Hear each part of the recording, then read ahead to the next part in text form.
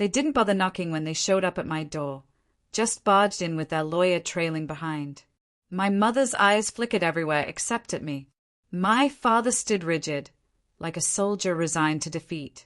My brother lounged on the couch, grinning like he'd already won. The lawsuit papers landed on my table with a hollow thump. "For damages to your brother's future," the lawyer declared, as if reciting the weather forecast. Damages because I refused to give up my house. I left home at 15, not in a dramatic rebellion, but worn out and silent. I had worked since 14, stashing cash in an envelope beneath a loose floorboard. My parents never noticed, or maybe didn't care. When the day arrived, I packed 2 bags, left a note, and slipped away before dawn. I never asked for anything. No rent, no tuition, no meals.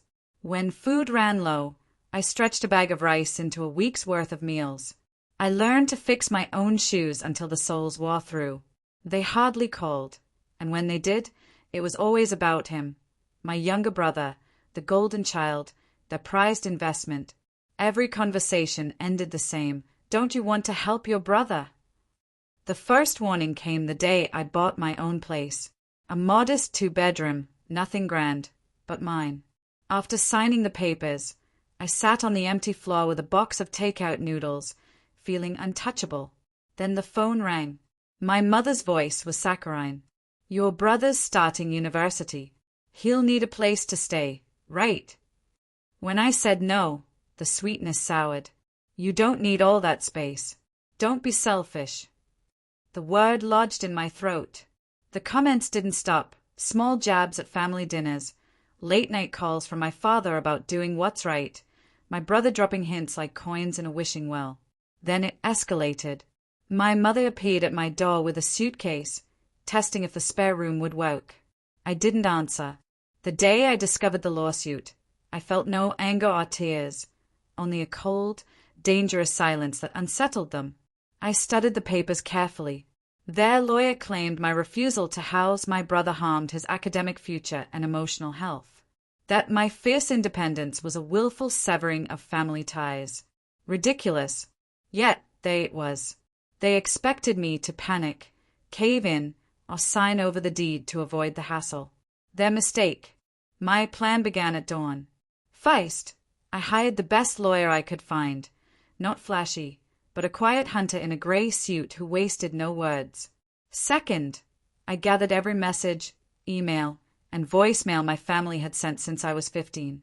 Every time they ignored my needs, every request for money, every manipulation, every guilt trip, I organized it all into a precise timeline.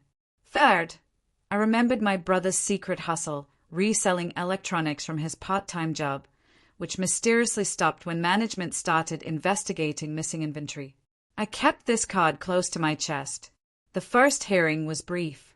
My parents looked stunned when I appeared calm, wearing a tailored black suit, armed with a file thick enough to bruise. Their lawyer began with a speech about family duties. Mine replied with one ISA line: "My client owes no legal, moral, or contractual obligation to support her brother." Then he slid the file across the table. "Here's what your family has done to her." I didn't need to speak. The photos, texts, and recordings told the story. Weeks passed. I worked. I kept my home spotless. I stayed silent. The quieter I was, the more desperate they grew. My mother sent rambling emails begging to avoid embarrassment. My brother posted vague online threats, which my lawyer printed with a smile. Then came the moment I waited for. Their side proposed a settlement, financial support for my brother for 2 years. I declined politely. Then I played my final card. I handed over the file detailing my brother's theft. Not enough for criminal charges, but enough to raise questions and shadows no university or employer could ignore. We didn't even have to use it in court. A single discreet call to their lawyer during recess was enough. 10 minutes later, the case was dropped.